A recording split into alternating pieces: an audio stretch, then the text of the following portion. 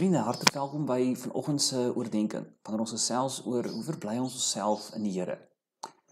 As ek dink aan vanoggend se kindermoment, het ons vir ons maats vanoggend vertel dat daar is mense wat, soos ek en jy in Jesus glo, maar dit nie volgens hulle landswette eintlik mag doen nie. As ons in Jesus glo, dan lees ons uit die Bybel, ons kom op 'n Sondag kerk toe, ons sing lofliedere oor God en ons vertel vir mekaar van God. Maar daar is mense wat nie uit die Bybel mag lees, nie op 'n Sondag mag kerk toe kom of met ander oor Jesus mag praat nie. En as ons kyk na hierdie kaart, dan sien ons maar hulle is reg oor die wêreld versprei. Ook baie hier op tuisbodem in Afrika. En ek het altyd gewonder, maar hoe kan ek 'n verskil maak? Maar ek onthou dat daar is 'n boek wat my ouers vir my gegee het as 'n kind. En hierdie boek was getiteld gewees, Jy kan die wêreld verander. En hierdie boek het my geleer om te bid vir mense wat in ander lande is, wat vervolg word ter wille van hulle geloof. Ek onthou as 'n kind was die uitdaging om hierdie mense, hierdie bevolkingsgroepe se name nog uit my kop uit te leer ken. En ek onthou dat ons dit nog uit ons kop uit geleer het, soos Albani Azerus, Bhutan Baluchis, Chet Chaiku, Djibouti, Dogo, Ethiopië. En so het ons aangegaan om hierdie name uit ons kop te leer, sodat ons vir hierdie mense in die vervolgde kerk kan bid. Want jy sien, al ken ek daardie mense nie, God ken hulle. En al het ek nie persoonlike kontak uit hulle nie, mag ek hulle deur gebed aan God toevertrou, sodat God ook in moeiliker omstandighede vir hulle steeds kan verseker van sy teenwoordigheid en sy nabyheid in hulle lewe. Vanoggend wil ons gesels oor hoe verbly ons onsself dan in moeilike omstandighede, ook in die Here. Nou, wanneer ons vir mekaar sou vra, so watter teksgedeelte kan ons dan lees? Dan sal jy saam met my onthou dat daar 'n bekende teksgedeelte in die Bybel waar hierdie woorde spesifiek voorkom. En dit is die teksgedeelte wat sê, verbly jou in die Here. Ja, Filippense 4. Maar kom ons lees uit Filippense 3 en 4 vanoggend saam met mekaar. Filippense 3. Verder my broers, wees bly in die Here. Om dieselfde dinge aan julle te skrywe, is nie vir my moeite nie, en vir julle gee dit sekerheid. Maar wat eers vir my 'n bate was, beskou ek nou as waardeloos, ter wille van Christus, ja nog meer. Ek beskou alles as waardeloos, want om Christus Jesus my Here te ken, oortref alles in waarde. Ter wille van hom het ek alles prysgegee, en beskou ek dit as verwerplik, sodat ek Christus as enigste bate kan verkry, en een met hom kan wees. Vrygespreek, nie omdat ek die wet onderhou nie, maar omdat ek in Christus glo. Dit is die vryspraak wat God gee, omdat 'n mens in hom glo. Al wat ek wens, is om Christus te ken, die krag van sy opstanding te ondervind, en deel te hê aan sy lyding, en om aan hom gelyk te word in sy dood, in die verwagting dat ek self sal deel hê aan die opstanding uit die dood. Ek sê nie dat ek dit alles al het, of my doel al bereik het nie, maar ek span my in, om dit alles myne te maak, omdat Christus Jesus my reeds syne gemaak het. Broers, ek verbeel my nie dat ek dit alles het nie, maar een ding doen ek. Ek maak my los van wat agter is. Ek strek my uit na wat voor is. Ek span my in om by die wenstreep te kom, sodat ek die hemelse prys kan behaal, waartoe God my geroep het in Christus Jesus. Daarom my broers, hoofstuk 4, moet julle vas staan en getrou bly aan die Here. Ek het julle baie lief en verlang na julle. Julle is my blydskap en my kroon. Wees altyd bly in die Here. Ek herhaal, wees bly. Wees aanskiklik teenoor alle mense, die Here is naby.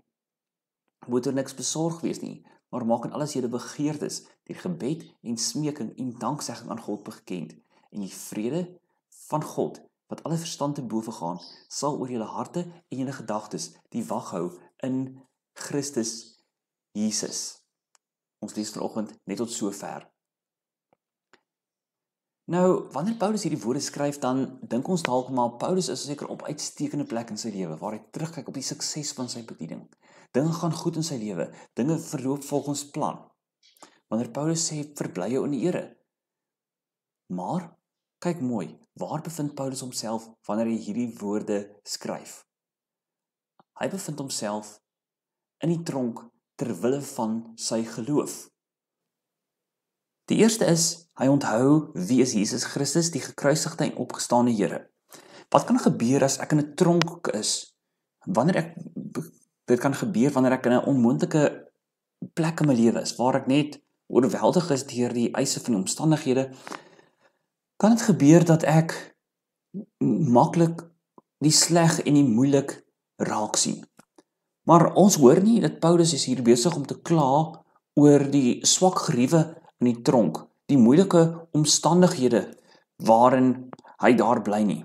Maar ons hoor dat Paulus sê, ek onthou wie is Jesus.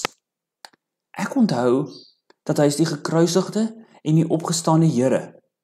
En omdat ek onthou wie is hy, kan ek verder kyk as hierdie omstandighede wat nou vir die onmiddellike my situasie dalk beskryf. Want ek het identiteit in die Here. Hy is die gekruisigde en die opgestane Here en in hom kan ek myself verbly. Maar dan sien ons dat hierdie selfde Paulus sê, maar hy begeer om soos Jesus te sterf. Nou, natuurlik weet ons dat Paulus praat op plekke soos Galasiërs 2 daarvan, dat hy het saam met Christus gesterf. Dis nie meer hy wat lewe nie, maar Christus wat in hom lewe. Dan beskryf Paulus waarskynlik dit om in 'n geestelike sin aan jouself te sterf. Maar hier praat Paulus daarvan dat hy is bereid om Jesus te volg tot in die dood, om letterlik te sterf, soos Jesus gesterf het. Want Jesus het sy alles vir hom gegee, daarom is hy bereid om sy alles vir hom te gee. Die derde iets wat nodig is om myself in Jesus te verbly, is om uit te sien om opgewek te word uit die dood. Paulus kyk ook vorentoe. Hy weet dat hierdie tronk waarin hy homself nou bevind, het nie die finale sê oor hom nie. Hy kyk vorentoe.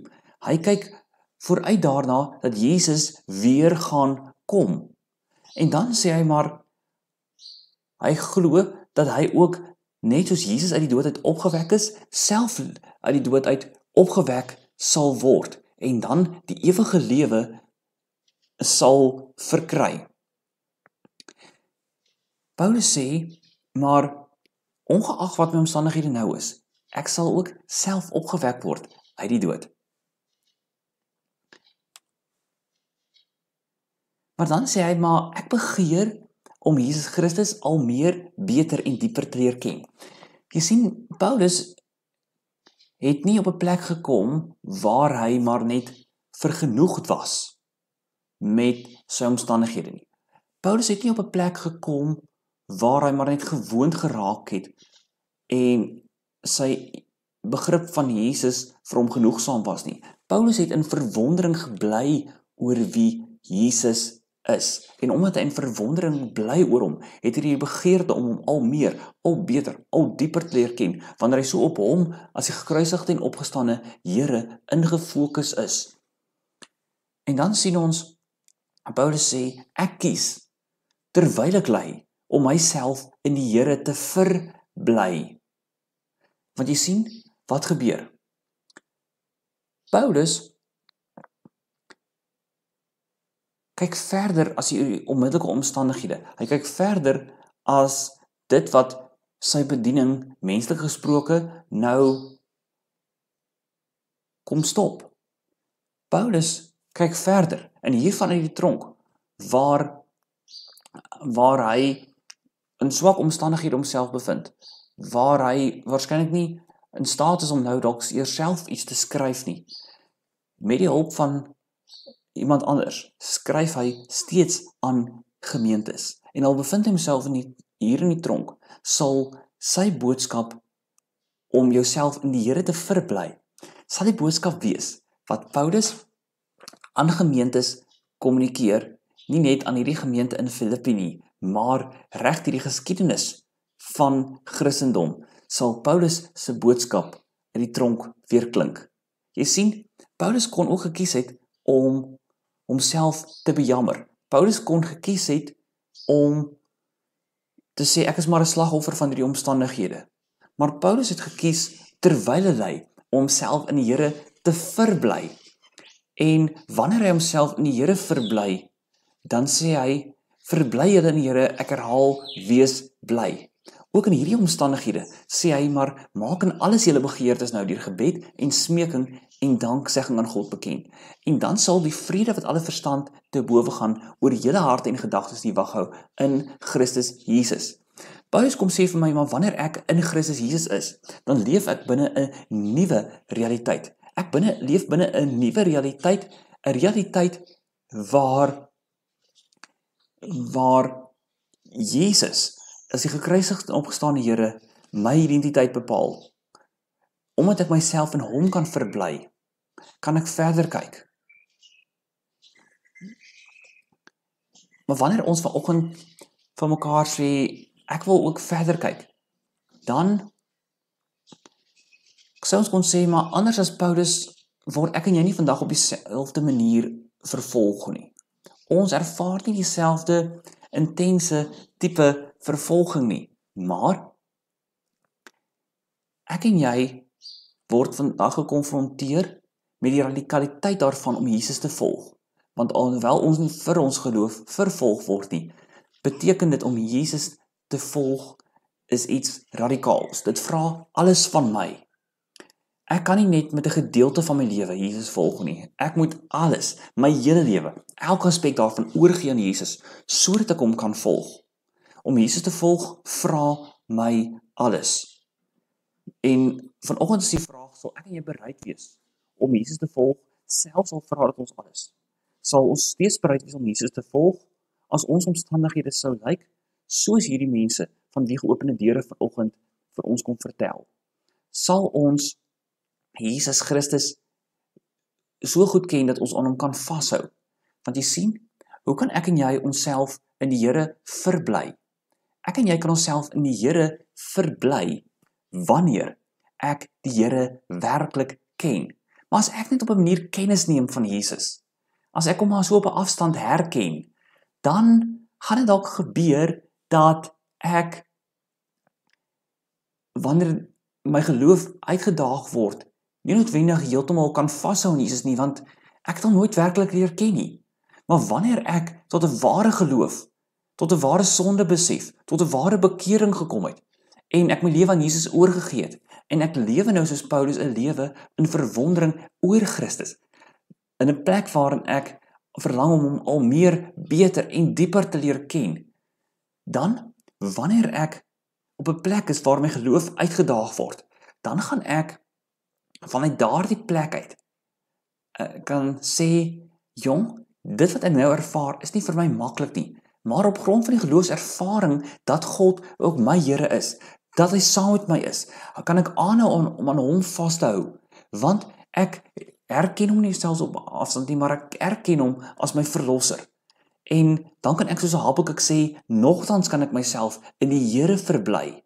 Want jy sien, omdat ek die Here werklik ken, kan ek myself in hom verbly. As ek hom nie werklik ken nie, gaan ek myself nie werklik in hom kan verbly nie. Beteken dit dat my omstandighede onmiddellik verander? Glad nie. Maar dit beteken dat ek in daardie omstandighede weet, God is by my, hy is saam met my. En dan dink ons aan die woorde wat ons hoor, dat Paulus sê, ook wanneer Jesus weerkom, so sal ons vir altyd by hom wees. 1 Tessalonisense 4 vers 17. Maar klink dit nie bekend nie? Voordat Jesus opgevaar het na die hemel, het hy gesê, Matteus 28 vers 20, en onthou, ek is by julle al die dae tot die volëinding van die wêreld. En toe hy opgevaar het na die hemel, het hy gesê, ek laat julle nie as weeskinders agter nie, maar ek stuur vir julle die Heilige Gees as 'n parakleet, as 'n voorspraak om by julle te wees, om julle van my te leer. Jy sien, as ek Jesus ken, kan ek myself in hom verbly, wil ek myself in hom verbly, en wil ek sê, nogtans, ten spyte van, wil ek myself in die Here verbly.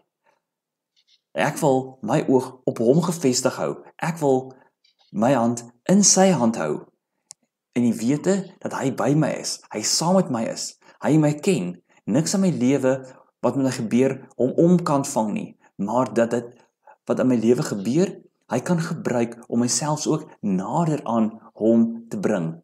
So leer Heidelberg Katekismus ons, wat is my enigste hoop, of ek lewe of ek doodgaan?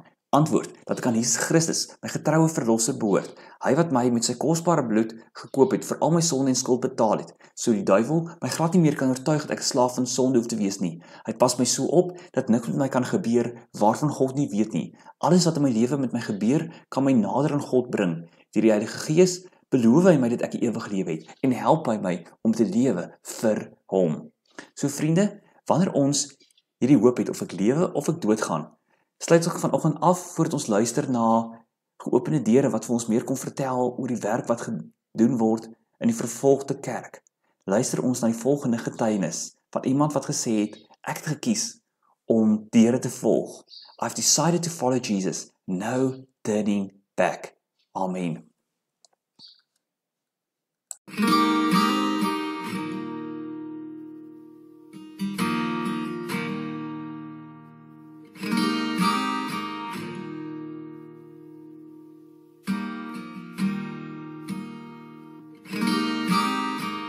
There's a true story of a small village in India.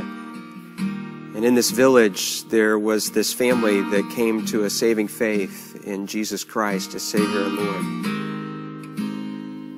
This agitated the village so much, and everybody became so upset that an angry mob gathered and shoved them into the public square. The village chief confronted them, and he said to the man, "If you and your family will not recant your faith, you all will surely die."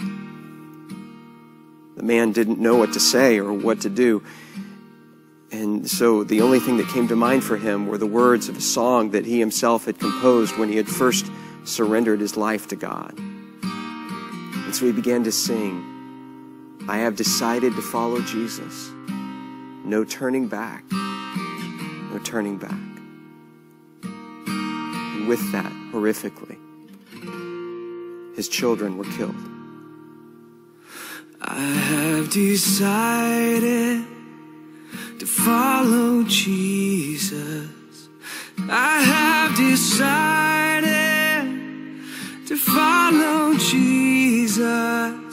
I have decided to follow Jesus. No turning back, no turning back.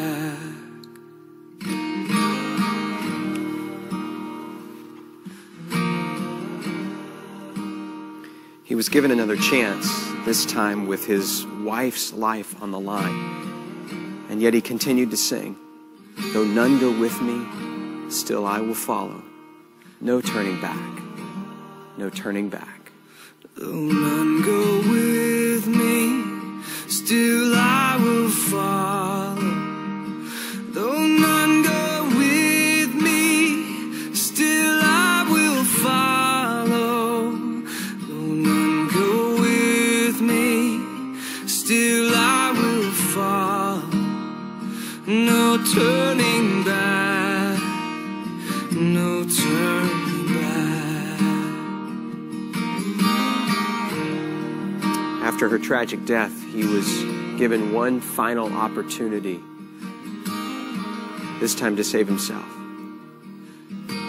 And yet he continued to sing. Cross before me, the world behind me.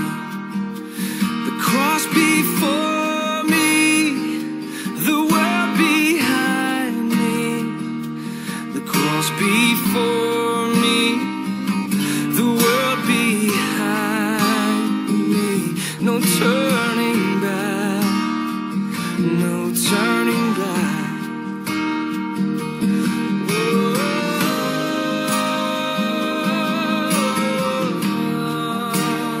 Even though that man and his family died on that day, something remarkable happened. A seed was planted in the heart of that village chief, a seed that began to grow over time, and eventually he called the community together in that very same neighborhood, in that very same square, and he renounced his former faith. and declared his allegiance to Jesus Christ. And a celebration broke out in that moment, and the gospel began to flourish and to grow in that community, not just in that village, but across the whole region, because they had seen real faith, and they knew the true character of God because of a family that believed and sacrificed, even under the penalty of death. No turning back. No turning back.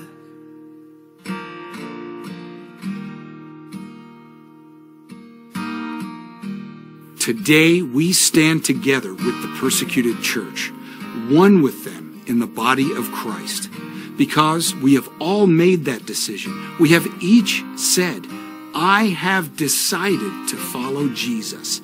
Some of us suffer more, some less. But where any one part of the body suffers, all of us suffer together. Those of us who have greater freedoms also have an opportunity to initiate change. And it begins with prayer. There is no turning back.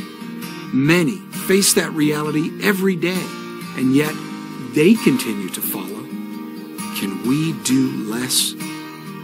Please pray for those who have their faith, but not their freedom. Let's become one with them in prayer.